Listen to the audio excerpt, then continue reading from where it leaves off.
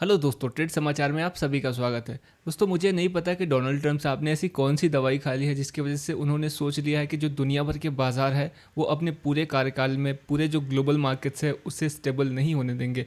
और इसलिए आज का जो हमारा टॉकिंग पॉइंट है वो है यूएस का नया टैरिफ। हुआ कुछ ऐसा है कि डोनाल्ड ट्रंप साहब ने एक ट्वीट किया है जिसमें उन्होंने कहा है कि 1 अक्टूबर 2024 से जो भी फार्मास्यूटिकल कंपनीज हैं जो अमेरिका में दवाइयां एक्सपोर्ट कर रही है, खास तौर पे ब्रांडेड और फार्मास्यूटिकल प्रोडक्ट्स के ऊपर अभी 100% का टैरिफ लगने वाला है। अगर किसी कंपनी को इस टैरिफ से बचना है तो उन्हें यूएस में आकर के यूएस में अपने प्लांट्स लगाने पड़ेंगे, तब जाकर के वो यूएस के जो टैरिफ है, अभी जो नेट टैरिफ उन्होंने इम्पोज किया है, उससे आप बच सकते हैं। इसके लिए आपको यूएस में प्लांट बनाना पड़ेगा, वहीं पे दवाइयां मैन्युफैक्चर करनी पड़ेगी। अभी हम आगे बात करेंगे कि इसका असर भारत के ऊपर कैसा होने वाला है। उससे पहले मैं आप सबको एक बात समझाना चाहूंगा कि पेटेंट दवाइयां, ब्रांडेड दवाइयां, जेनेरिक मेडिसिन क्या होता है, इसे मैं पहले समझाना चाहूंगा। दोस्तों, मान लेते हैं कि दुनिया भर में एक डिजीज आ गई है, एक बीमारी आ गई है, तो यहाँ पे जो फार्मास्यूटिकल्स कंपनी होती है उस बीमारी के पीछे पड़ जाती है। वो रिसर्च करना शुरू कर देते हैं और बहुत सारी चीजों के बाद, बहुत सारे मेहनत के बाद एक कंपनी उस बीमारी की दवा बनाने में सफल हो जाती है। और जैसे ही वो कंपनी सफल होती है वो तुरंत जाकर के अपनी दवा का पेटेंट कर लेती है। पेटेंट लेने से ऐसा होता है कि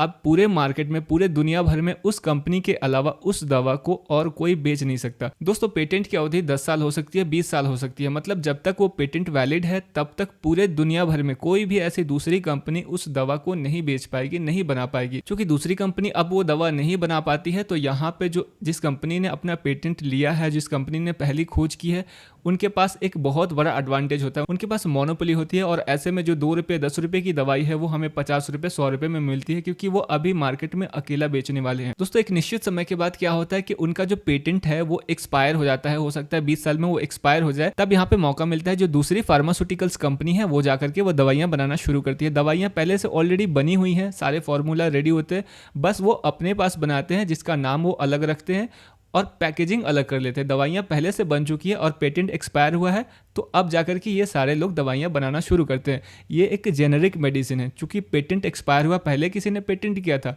अब एक निश्चित समय के बाद उसका पेटेंट एक्सपायर हो गया है, लेकिन एक्सपायर होने के बाद जो सारे फार्मास्यूटिकल्स कंपनी उस दवाई को बनाएंगे, तो ये होता है एक जेनेरिक मेडिसिन। दोस्तों, पेटेंट दवाइयां हमें अक्सर महंगी मिलती हैं क्योंकि उस कंपनी को भी पता है कि उसके अलावा और कोई मार्केट में ये दवा नहीं बेच सकता है। इसके लिए वो अच्छे खासे प्राइस पे दवा को सेल करते हैं। वहीं जेनेरिक मेडिसिन में हमें पेटेंट का कॉस्ट नहीं लगता है और भी बहुत सारे कारण होते हैं, बहुत सारे प्लेयर्स आ जाते हैं, बहुत लोग दवाइयां बना रहे होते हैं, तो यहाँ पे जो जेनेरिक मेडिसिन होता है वो पेटेंट मेडिसिन से काफी सस्ते में मिलता है। दोस्तों, यहाँ पे मैं एक एग्जांपल देना चाहूंगा ब्रांडेड मेडिसिन और जेनेरिक मेडिसिन की। आप सब ने पैरासीटामोल का नाम सुना है। पैरासीटामोल एक जेनेरिक मेडिसिन है, लेकिन वही जो क्रोसिन है वो एक ब्रांडेड मेडिसिन है। हालांकि दोनों दवाइयां सेम ही काम करती है, फॉर्मूलाज भी सेम ही होते हैं, लेकिन एक जेनेरिक मेडिसिन है और दूसरा ब्रांडेड मेडिसिन है। तो दोस्तों, अभी मैं वापस यूएस के टैरिफ के ऊपर आना चाहूंगा। यूएस के अंदर में जो भी पेटेंट और ब्रांडेड दवाइयां बिकती है वो ज्यादातर चाइना, जापान, कोरिया, इन सारे जगह से आई हुई है। वहां पे हम बड़े प्लेयर नहीं है पेटेंट मेडिसिन में, ब्रांडेड मेडिसिन में, लेकिन हाँ,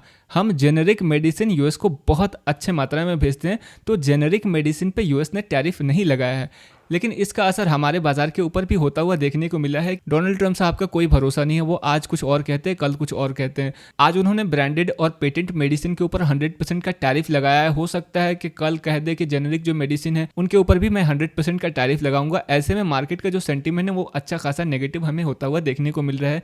और मैं इंडियन मार्केट की बात करूँ तो आज हमें फार्मा सेक्टर में अच्छा खासा दबाव देखने को मिला है। दोस्तों, मुझे लगता है कि आने वाले दिनों में भारत को इसका एक बेनिफिट होता हुआ देखने को मिलेगा, क्योंकि जैसा मैंने अभी बताया कि यूएस के अंदर में जो पेटेंट और ब्रांडेड दवाइयां बेचते हैं वो चाइना है, जापान है, कोरिया है, हम वहाँ पे जेनेरिक मेडिसिन बेचते हैं। अभी हमारे ऊपर टैरिफ नहीं है। दोस्तों, अगर मैं लॉन्ग टर्म की बात करूँ तो मैं इसे स्लाइटली पॉजिटिव लूंगा। अभी यूएस ने ब्रांडेड और पेटेंट मेडिसिन पे टैरिफ लगा करके फील्ड को बराबर कर दिया है। हम ऑलरेडी इस फील्ड के छोटे प्लेयर हैं और आने वाले दिनों में अगर हमारी कंपनी वहां जाकर के प्लांट लगाती है, वहां के अगर ब्रांड्स को एक्वायर करती है, तो ये हमारे लिए बेहतर हो सकता है लॉन्ग टर्म में। तो उम्मीद करता हूँ कि ये सारी बातें मैं आपको समझाने में सफल हो पाया हूँगा। अभी थोड़ा सा एजुकेशनल बातें कर लेते हैं। दोस्तों, अभी हम हमारे लैपटॉप के स्क्रीन के ऊपर आ गए हैं और मैं आपको चार्ट के बारे में कुछ बात करूं उससे पहले सेबी के कुछ रूल्स हैं, उसको फॉलो करते हुए मैं आप सभी को एक बात कहना चाहूँगा कि मैं सेबी रजिस्टर्ड एनालिस्ट नहीं हूँ। जो मैं आपको बातें बताने वाला हूँ ये मेरे खुद के ऑब्जर्वेशन है।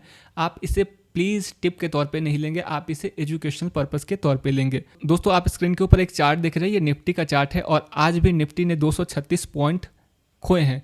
मैं पिछले 6 दिन की बात करूं तो 6 दिन से हमारे मार्केट में लगातार गिरावट जारी है और आज की गिरावट की वजह क्या है ये हम ऑलरेडी डिस्कस कर चुके हैं। दोस्तों मैं टेक्निकल्स की बात करूँ तो मार्केट सेल ऑन राइज का ही है, लेकिन मार्केट क्लोज होने से अगर आधे घंटे पहले की अगर आप चार्ट को देखेंगे तो यहाँ पे आपको कुछ चीज़ें देखने को मिल सकती है। ये देखिए आप, यहाँ पे एक तरह से मार्केट कंसोलिडेट किया है और इस लेवल में आपको वॉल्यूम्स बड़े बड़े देखने को मिल रहे हैं। क्या इस लेवल में किसी बड़े प्लेयर की एंट्री हो रही है या क्या हो रही है, हमें मंडे को देखना पड़ेगा। और मंडे को यहाँ पे हमारे बाजार में किस तरह के स्ट्रक्चर बनेंगे उसके ऊपर डिपेंड करता है। मैं आपको आज स्ट्रक्चर के बारे में बताने वाला हूँ। हो सकता है कि आपको इंडेक्स में इतना क्लीन स्ट्रक्चर देखने को नहीं मिले, लेकिन वहीं अगर आप स्टॉक में इस चीज़ को ढूंढते हैं तो आपके पास 500 ऐसे लिक्विड स्टॉक है जहाँ पे आप ट्रेड कर सकते हैं और ये स्ट्रक्चर हर दिन किसी न किसी स्टॉक में बन रहा होता है। मैं स्ट्रक्चर की बात करूँ तो मार्केट में अगर अप ट्रेंड होता है तो मार्केट कुछ इस तरह से चलती है, ठीक है। यहाँ पे स्ट्रक्चर तो बन चुका है, आपको यहाँ पे साफ दिख रहा है कि अप ट्रेंड है, लेकिन जब ये बन रहा होता है तो हम पहचानते कैसे है, मैं इसे मिटा देता हूँ एक बार। मान लेते हैं मार्केट यहाँ से बनती है और यहाँ पे हमें एक छोटा सा पुल बैक आता हुआ देखने को मिलता है और अगली बार इसका ब्रेकआउट आता है, कुछ इस तरह का ही होता है। यहाँ से फिर से एक बार ब्रेकआउट आता है, फिर वापस नीचे आता है।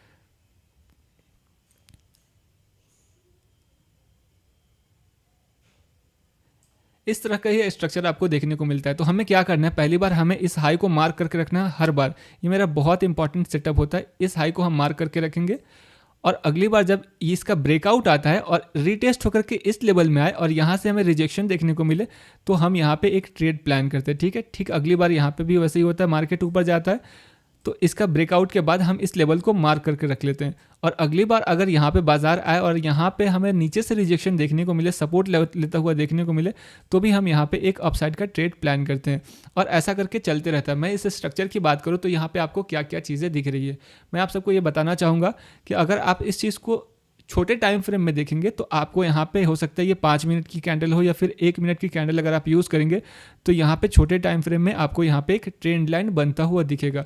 यहाँ पे भी आपको एक ट्रेंड लाइन बनता हुआ दिखेगा और जब मार्केट ऊपर जाती है तो यहाँ पे एक ट्रेंड लाइन का ब्रेकआउट होता है, सेम आपको यहाँ पे भी दिखेगा, ठीक है। तो जब पुल बैक आता है तो यहाँ पे छोटे टाइम फ्रेम में आपको यहाँ पे एक ट्रेंड लाइन बनता हुआ दिखेगा। लंबे टाइम फ्रेम में अगर आप देखना चाहेंगे तो आपको कुछ इस तरह का यहाँ पे एक ट्रेंड लाइन बनता हुआ दिखेगा, ठीक है। लंबे टाइम फ्रेम में आपको ये ट्रेंड लाइन आपको बनता हुआ दिखेगा। स्ट्रक्चर आपको समझना सबसे ज़्यादा इंपॉर्टेंट होता है।